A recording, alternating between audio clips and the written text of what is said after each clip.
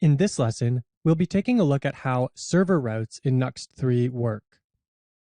We're also going to use a tool called Hopscotch to help us develop these routes. If you've ever worked on a server API, it can be really annoying to constantly need to go into our page and manufacture these fetch requests in order to test that the server is doing what it should. So there are tools like Postman and Hopscotch, which allow us to more easily test these endpoints. So in this course, we're going to be using this tool called Hopscotch. Hopscotch.io is where you can find it. And it runs in your browser, but lets you still make requests to your local host, which is really cool. It's also built using Nuxt, which I think works perfectly for this course. A fun fact for you is that Hopscotch used to be called Postwoman, and in the very first course that I created, Clean Components, I actually did a series of screencasts where we went into Postwoman and looked at the source code and did some interesting things there. So for me, this also makes a lot of sense to use this, and it's a great tool. So before we actually are able to use the tool Hopscotch, we first need to create our endpoint. So we'll do that using Nuxt. If we come over to our terminal, we'll type in Nuxt add API world. And you'll see that this was created in the server/API directory. And if we open this up, we can see that we use the define event handler method. And then inside of that, all that we're doing is creating this function that returns a string. So pretty straightforward. To see how this request works, we're going to create a collection in Hopscotch to organize all of these different requests that we're going to be making. So naturally, we will call it Mastering Nuxt 3. And then inside of there, we will do Hello World. And now you can see that we've got this request inside of Mastering Nuxt 3 folder.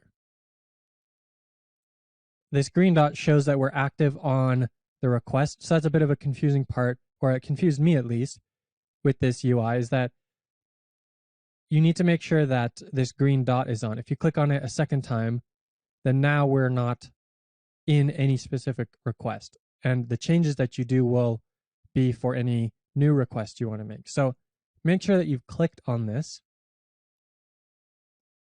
Now it's showing that green dot. And then we can type in HTTP localhost 3000. And then our API lives at /API/world, the name of the file.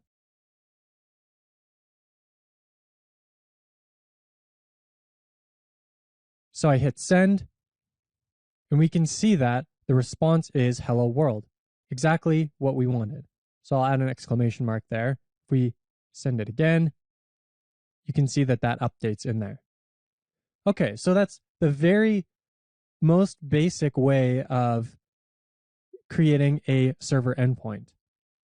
All right, so now we've created the most basic endpoint that we could possibly imagine. One thing to know about the server is that all of these live in the /API directory. But this is actually a shorthand. It's equivalent to if we had the server/routes/API.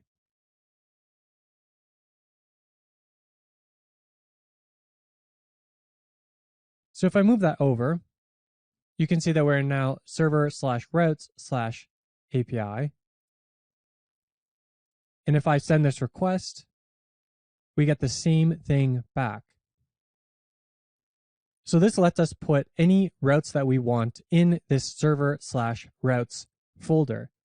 If we don't want this API prefix, we can move this into the top folder here, into routes. And then if we remove that from here,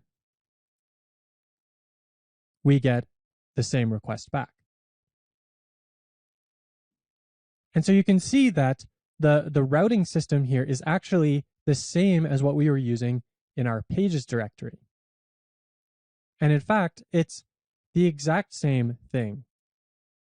We can even put in route parameters and optional segments the same way that we would with our page routing. But it's a good convention to keep our API routes prefixed with this API here. So we're going to move that back. And we'll use this shorthand instead, just because it's a little bit nicer and easier to work with. So now we need to create our actual API endpoints.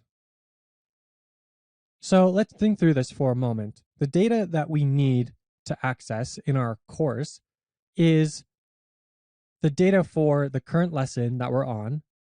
And so maybe we could create an endpoint for that, a lesson endpoint that matches the same endpoint or route that the pages are using.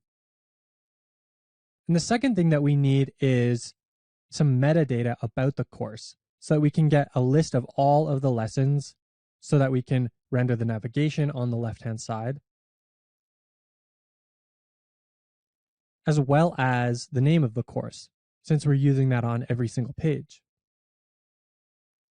So we'll be able to create two different endpoints, a lesson endpoint and then a metadata endpoint.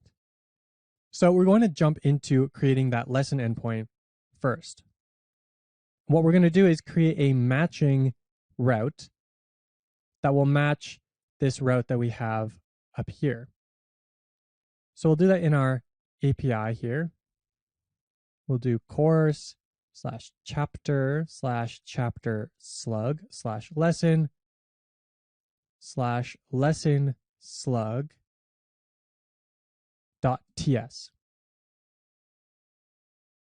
And we'll want to use this define event handler in there.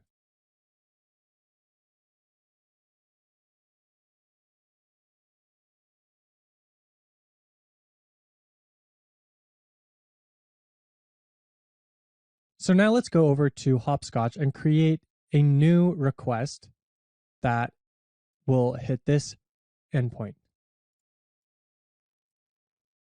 We're actually going to be creating a couple different lesson requests so that we can sort of test how we're using this endpoint. So we're going to create a new folder within this. Create our new request.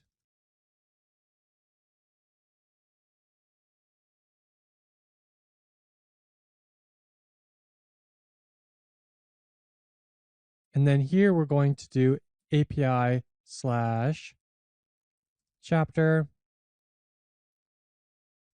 slug lesson slug.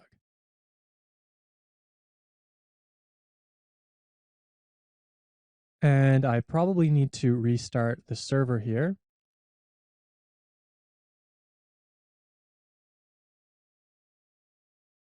Oh, I forgot the course in the URL. That's what I missed.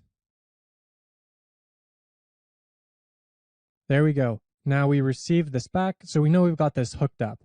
Okay. I'm going to save this request.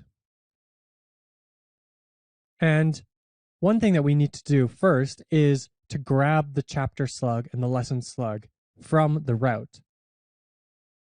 To do that, we use the event context. Every single endpoint gets passed in this event object. And this object has the request and other details about it, that we can grab.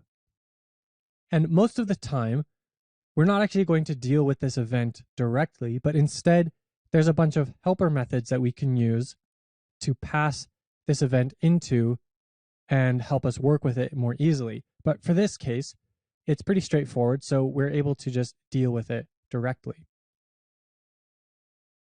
So now if I hit send, we see that we're getting this string back, lesson slug, and chapter slug. So that's exactly what we were looking for. We're able to grab the slugs off of the route, just like we were with the page routing earlier. Now we've seen how to create a basic server route. And in the next lesson, we will continue this and finish implementing our lesson endpoint.